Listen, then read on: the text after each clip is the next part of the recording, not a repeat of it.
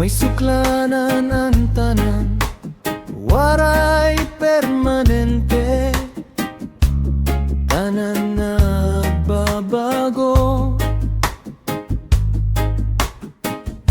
tanan naliliwa.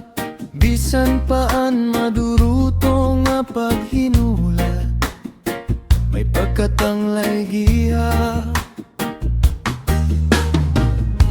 Ang gugma nag-iiba, danay nawawara.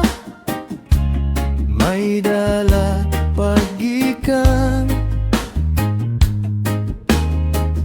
ngan may pagpahuway. Usaman gudla nga butangan tinuod, may pagkatanglay giha.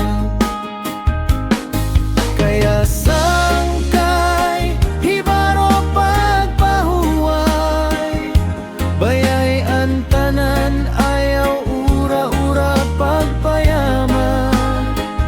Katurog sinti upay, kaunsin maupay, ngan kung tinatanglayan pahuway laanay.